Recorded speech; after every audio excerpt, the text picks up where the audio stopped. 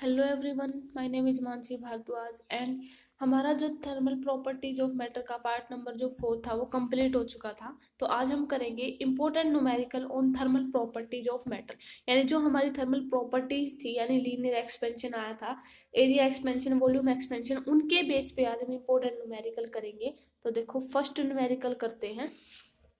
देखो ये न्यूमेरिकल है कि at what temperature if any do the following pairs of scale give the same reading, यानी हमें ऐसा कहा है कि किस टेम्परेचर पे इनकी जो रीडिंग है वो सेम आएगी, Celsius and Fahrenheit and Fahrenheit and kelvin.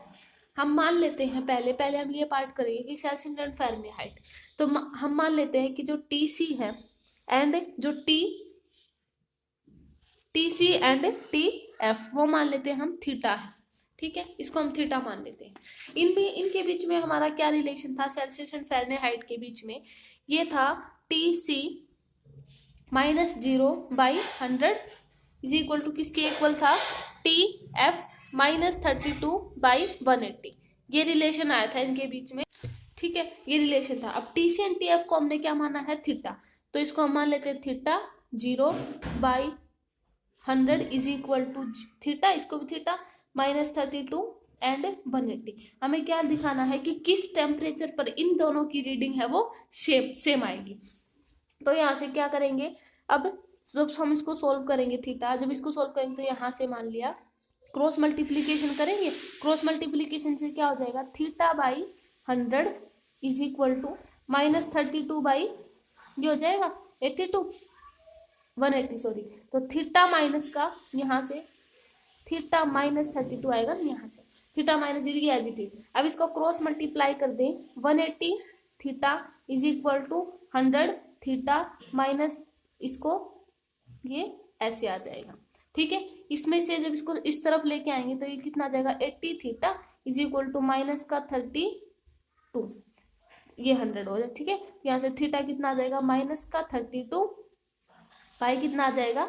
80, यानी 40, माइनस का 40 डिग्री सेल्सियस। यानी इतने टेम्परेचर पर कि जो सेल्सियस एंड जो फ़ारेनहाइट है उन दोनों का जो यानी इन दोनों की जो रीडिंग है वो क्या आ जाएगी? सेम आ जाएगी। Same case Fahrenheit and kelvin में करेंगे। देखो सेकंड बी पार्ट करते हैं। फ़ारेनहाइट एंड केल्विन में इसका जो क्या रिलेशन था? टी एफ -32/180 ये था। और जो केल्विन में रिलेशन था वो क्या था? टी के -273.15 थी, ये रिलेशन था इनके बीच में। और बाई कितना था? 100। ठीक है, जब इसको हम सोल्व करेंगे टी ये सारे क्या है हमने टी एफ, और अगर सेकंड पार्ट हम करेंगे तो टी एफ एंड टी के भी क्या लेंगे? थीटा मानने, क्योंकि हमें वो एंगल ही तो निकालना है।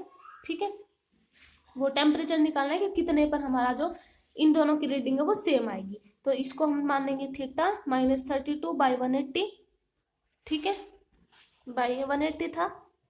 ठीक है, और इज इक्वल टू इसको भी थीटा मानेंगे बाय -273.15 और बाई 100। ठीक है, जब इनको आपस में क्रॉस मल्टीप्लीकेशन करके सोल्व करेंगे तो इसका थीटा कितना आ जाएगा? 57.4 डिग्री, यानी इतने एंगल पर जो हमारा जो इन दोनों की रीडिंग है वो क्या होगी? सेम होगी। ठीक है, तो इस टाइप के जो न्यूमेरिकल है, अगर हमसे पूछा जाए कि वो टेम्परेचर निकालो कि जहाँ पे Celsius and Fahrenheit and kelvin की जो रीडिंग है वो सेम आए, तो हम क्या करेंगे? पहले इन दोनों की वैल्यू को इक्वल रखेंगे, यानी थीटा, क्योंकि हमें इक्वल रीडिंग चाहिए इनकी, है ना। तो वहाँ पे इनकी वैल्यू रखकर और ये थीटा सोल्व कर देंगे। ठीक है, अब नेक्स्ट करते हैं न्यूमेरिकल। देखो ये second numerical, how much should the temperature of a brass rod is increase so as to increase its length by 1%, यानी इंक्रीज ऑफ लेंथ कितनी है? 1%। यानी हमें क्या गिवन है? Delta L by L is equal to 1%, यानी 1/100। ठीक है, ये चीज गिवन है। अब हमें अल्फा गिवन है। अल्फा क्या था हमारा? Linear expansion, coefficient of a linear expansion for brass कितना गिवन है? 0.00002 डिग्री, ये गिवन है। ठीक है, तो हमें क्या निकालना है? टेम्परेचर निकालना है ब्रास रोड का जब वो इंक्रीज हो जाए 1% से। ठीक है, तो देखो डेल्टा एल बाई एल हो गया। अब अल्फा हमें गिवन कितना है? 0.00002 डिग्री केल्विन इनवर्स, ये गिवन है। अब जो हमारा इंक्रीज इन लेंथ है डेल्टा एल, ये लीनियर एक्सपेंशन वाला केस कैसे था कि जो डेल्टा एल है एक तो डायरेक्टली प्रोपोर्शनल था एल यानी ओरिजिनल लेंथ के ऊपर और डायरेक्टली प्रोपोर्शनल था टेम्परेचर के ऊपर। इनका प्रोपोर्शनैलिटी साइन हटा के क्या आया था, delta L is equal to alpha L and delta T. ये था, ये रिलेशन आया था वेयर अल्फा क्या था हमारा, linear coefficient of a linear expansion. तो हमें delta L by L given है, डेल्टा एल बाई एल, तो इस एल को इधर ले आते हैं is equal to alpha delta T, क्योंकि हमें डेल्टा टी निकालना है कि किस टेम्परेचर पर कि ब्रास रोड है वो इंक्रीज हो जाएगी 1% से। तो डेल्टा एल बाई एल कितना गिवन है हमारा 1/100, तो हमें क्या निकालना है delta T. Delta T is equal to किसके इक्वल हो जाएगा, डेल्टा एल बाई एल और ये नीचे आ जाएगा alpha. Delta L by L कितना गिवन है हमें 1/100 और अल्फा की वैल्यू कितनी है 0.00002 डिग्री केल्विन इनवर्स, ये गिवन है। तो जब हम इसको सोल्व करेंगे तो टेम्परेचर में चेंज यानी डेल्टा टी किसके इक्वल आ जाएगा, ये कितना था, ये हो जाएगा डेल्टा एल बाई एल। तो जब हम इसको सोल्व करेंगे तो कितना आ जाएगा, देखो 1/100 और इसको जब इसको सोल्व करेंगे तो 2/10⁻⁴ कितनी आएगी 5, ये ऊपर चला जाएगा तो 10⁻⁵ और बाई 2 इंटू 100, ठीक है। तो डेल्टा टी की वैल्यू ये आ जाएगी सोल्व करके, ठीक है, यानी 500 डिग्री सेल्सियस, यानी इस टेम्परेचर पर जो ब्रास रोड है हमारी वो 1% इंक्रीज हो जाएगी, ठीक है। तो ये क्वेश्चन था हमारा चेंज यानी जो हमारा लीनियर एक्सपेंशन था उसके बेस पे। नेक्स्ट करते हैं, देखो थर्ड है, a piece of steel has a length कितनी है 30 सेंटीमीटर, एट कितने पे 50 डिग्री सेल्सियस पर एक स्टील की जो पीस है उसकी लेंथ 30 सेंटीमीटर है। At 90 degree its length increased by 90 degree Celsius पर इसकी जो लेंथ है इतनी इंक्रीज होगी। फाइंड, हमें क्या फाइंड आउट करना है, cubical expansion of a steel, ठीक है। क्यूबिकल एक्सपेंशन मतलब देखो ये हमें गिवन है, मान लिया एल 15 डिग्री सेल्सियस पर इसकी लेंथ कितनी है, 15 डिग्री सेल्सियस पर इसकी लेंथ है 30 सेंटीमीटर, ठीक है। एट ए 15 डिग्री सेल्सियस पर इसकी लेंथ कितनी आ गई 30 सेंटीमीटर। अब जो है 90 डिग्री सेल्सियस पे इसकी लेंथ इंक्रीज होगी 0.07%, यानी एल इनकी यानी टेम्परेचर डिफरेंस में, यानी 15 डिग्री था और जब 90 डिग्री हुआ तो उसकी लेंथ इतनी इंक्रीज होगी, यानी इनका डिफरेंस गिवन है L19 माइनस L15 कितनी इंक्रीज होगी 0.027 सेंटीमीटर, ठीक है। अब क्योंकि लेंथ में इंक्रीज हुआ तो लीनियर एक्सपेंशन यूज करेंगे, तो coefficient of a linear expansion alpha किसके इक्वल हो जाएगा, चेंज इन लेंथ यानी L90 minus L15, change in length bye original length यानी ओरिजिनल लेंथ हमारी कितनी थी L15 into time delta T, sorry time नहीं टेम्परेचर में है ना, क्योंकि चेंज इन टेम्परेचर होएगा ना, और इंटू टेम्परेचर में कितना है 90 माइनस 15 चेंज है ना। तो इसको सोल्व कर देंगे, ये कितना गिवन है 0.027 और L15 कितना है 30 इंटू इसमें से इसको सब्ट्रैक्ट करेंगे तो कितना आ जाएगा 75, ये आ जाएगा, ठीक है। तो जब इसको हम सोल्व करेंगे तो हमारा कितना आएगा, अल्फा इज 12 इंटू 10⁻⁻⁶, ठीक है, ये आ जाएगा, ये हमारी अल्फा की वैल्यू। अब जो हमारा कोफिशिएंट ऑफ क्यूबिकल एक्सपेंशन है 3 अल्फा, यानी जो alpha is gamma is equal to, gamma हमारा क्या था वॉल्यूम एक्सपेंशन, क्योंकि हमारा क्या है क्यूबिकल एक्सपेंशन आया है यहाँ पर, क्यूबिकल एक्सपेंशन मतलब हमारी जो वॉल्यूम है क्यूबिकल यानी उसमें चेंज आया है ना। तो हमारा जो वॉल्यूम एक्सपेंशन था वो 3 टाइम्स ऑफ अल्फा था, क्योंकि जो हमारा अल्फा आया था लीनियर एक्सपेंशन वो गामा बाय 3 था, तो गामा इज इक्वल टू किसके इक्वल आ जाएगा 3 अल्फा, यानी 3 टाइम्स ऑफ लीनियर एक्सपेंशन।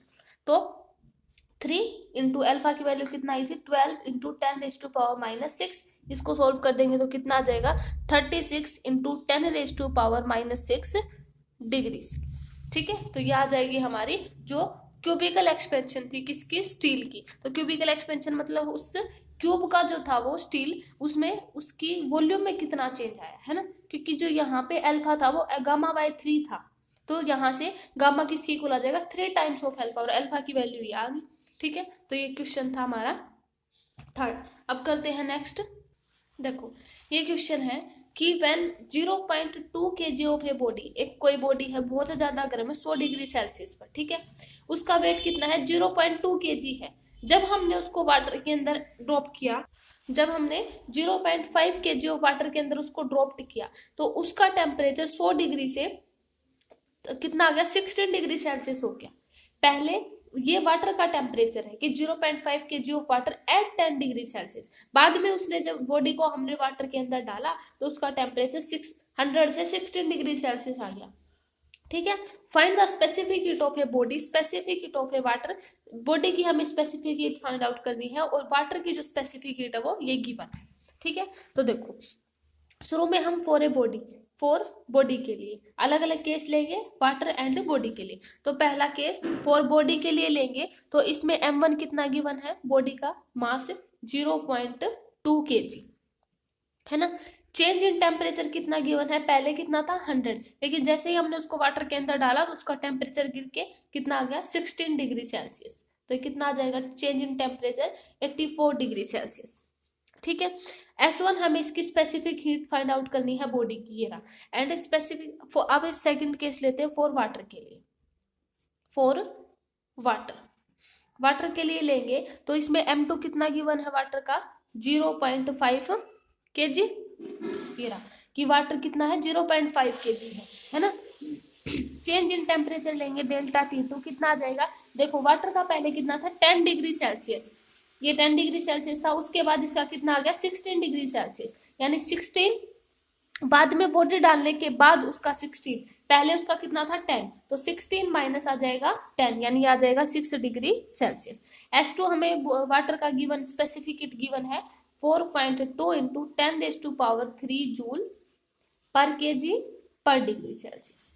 ठीक है, ये सारी चीज हमें वाटर की गिवन है। अब हमें क्या करना है, law of conservation of energy, क्योंकि इन दोनों केस में जो एनर्जी है वो क्या रहेगी, एक टाइप से कांस्टेंट। ऐसा क्यों, क्योंकि जैसे ही हमने बॉडी को वाटर के अंदर डाला तो अपने वे आपस में एक दूसरे आपस में क्या हो जाएंगे, इक्विलिब्रियम पोजीशन में आ जाएंगे। तो इसका मतलब क्या होगा, law of conservation of energy, law of conservation of energy, conservation of energy का यूज करेंगे तो यहां से कितना आ जाएगा, ये जो उसमें कैलोरीमेट्री में भी था ना, M1 S1 delta T1 is equal to M2 S2 and delta T2। ठीक है, दोनों तरफ इक्वल रख लेंगे, हमें S1 चाहिए, ये रहा, तो S1 निकाल लेंगे, यहां से किसके इक्वल आ जाएगा M2 S2 डेल्टा T2 और डिवाइड में किसके इक्वल आ जाएगा M1 डेल्टा T1। ये सारी चीजें हैं, इसमें पुट कर देंगे। M2 की वैल्यू कितनी है 0.5, S2 की वैल्यू कितनी है 4.2 इंटू 10⁻³ ये रहा। ठीक है, और डेल्टा T की वैल्यू कितनी गिवन है, डेल्टा T2 की इंटू 6 डिग्री सेल्सियस है ना। और M1 कितना गिवन है, मास ऑफ ए बॉडी M1 है 0.2 kg, 0.2 kg and delta T1 कितना गिवन है 84। ठीक है, जब हम इसको सॉल्व करेंगे तो कितना आ जाएगा, S1 is equal to 0.75 into 10⁻³ joule पर केजी पर डिग्री सेल्सियस। ठीक है, तो ये आ जाएगा हमारा कि specific heat of a body, यही हमें फाइंड आउट करना था। ठीक है, अब करते हैं नेक्स्ट। देखो ये क्वेश्चन है, what amount of heat must be supplied to 2 into 10⁻⁻2 kg of nitrogen at room temperature to raise its temperature by 45 degree at constant pressure given molecular mass। हमें क्या निकालनी है, हीट निकालनी है कि हमें कितनी हीट देनी पड़े कि उसका टेम्परेचर कितने से 45 डिग्री तक उसका रेज हो जाए टेम्परेचर, है ना। तो देखो क्या करेंगे, शुरू में मास ऑफ ए गैस कितना गिवन है, M is equal to 2 into 10⁻⁻² kg, ये mass of a gas given है। ठीक है, राइज इन टेम्परेचर कितना है, delta T is equal to 45 degree Celsius, ये गिवन है। फिर हीट रिक्वायर्ड हमें फाइंड आउट करनी है कि कितनी हीट हमें चाहिए होगी। अब मोलिकुलर मास कितना है नाइट्रोजन का, क्योंकि नाइट्रोजन हमारी क्या है, ये हो गया नाइट्रोजन का मोलिकुलर मास 28। देखो अब ये हो गया। अब नंबर ऑफ मोल्स हम कैसे फाइंड आउट करते हैं, देखो नंबर ऑफ मोल्स की कैसे जरूरत पड़ेगी, ये आगे एक फॉर्मूला होगा। नंबर ऑफ मोल्स हम कैसे निकालते हैं, जो स्मॉल n होता है इज इक्वल टू किसके equal, mass of the gas and उसका मोलिकुलर मास। तो मास ऑफ द गैस कितना है, ये हो गया मास ऑफ द गैस, यानी देखो यहाँ पे मास ऑफ द गैस कितना हो जाएगा 20, क्योंकि अगर देखो 2 इंटू 10⁻² kg है, अगर इसको ग्राम में चेंज करेंगे तो 20 ही आएगा, 20 ग्राम आ जाएगा। तो मास ऑफ द गैस कितना आ जाएगा 20, और मोलिकुलर मास इसका कितना है 28। तो यहाँ से इसका जो वो आ जाएगा नंबर ऑफ जो मोल्स आ जाएंगे वो कितने आ जाएंगे 0.714 ये इसके number of moles capital N आ जाएंगे। अब हमारी जो नाइट्रोजन है वो डायटोमिक गैस है, ऐसा क्यों, क्योंकि नाइट्रोजन को हमेशा N2 ऐसे लिखते हैं, तो नाइट्रोजन हमारी क्या है डायटोमिक गैस है। तो डायटोमिक गैस के लिए जो स्पेसिफिक हीट होती है एट ए कांस्टेंट प्रेशर पर वो क्या होती है Cp = 7/2 × R। ये होती है जब हमारी डायटोमिक गैस होती है, तो ये फॉर्मूला होता है। इसलिए जो देखो ये हो गया, इसलिए देखो एन का यहाँ पे एन का यूज क्यों, इससे आगे एक और फॉर्मूला आएगा, ठीक है। तो Cp = आ गया, तो यहाँ से Cp निकालेंगे 7/2, ठीक है, और R की वैल्यू कितनी हो जाएगी 2 × 8.3 joule mole inverse and kelvin inverse. Diatomic के लिए जो R की वैल्यू होती है कांस्टेंट की वो 8.3 होती है, ठीक है, केल्विन इनवर्स। ये हो जाएगा, हो गया ये। अब Cp की वैल्यू आ गई यहाँ से, ठीक है। अब देखो हमें क्या चाहिए स्पेसिफिक हीट चाहिए, इसका क्या फॉर्मूला होता है del Q = N Cp ΔT, ये इसका फॉर्मूला होता है स्पेसिफिक हीट फॉर्मूले का। तो यहाँ से हमें एन क्यों निकालना पड़ा, क्योंकि यहाँ से इस फॉर्मूले में यूज होगा। Cp क्यों निकाला, क्योंकि Cp भी इस फॉर्मूले में यूज होगा, ठीक है। तो डेल्टा क्यों निकालते हैं, एन की वैल्यू कितनी निकाली थी 0.714, Cp की वैल्यू कितनी निकाली थी 7/2 × 8.3 एंड डेल्टा टी कितना आया था 45 डिग्री सेल्सियस।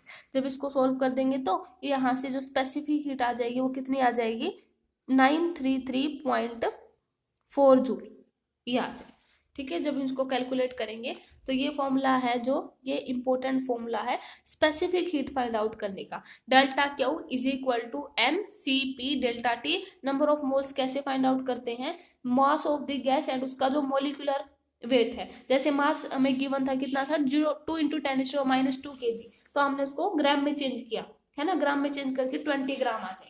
तो मास ऑफ द गैस और उसका मोलिकुलर वेट, क्योंकि हमारे पास 2 नाइट्रोजन के मॉलिक्यूल थे, N2 थी डायटोमिक गैस थी, एक के लिए नाइट्रोजन 14, तो उसका टोटल अगर मोलिक्यूल 2 मॉलिक्यूल के लिए देखिए तो 28 हो जाएगा, 14, ठीक है 28।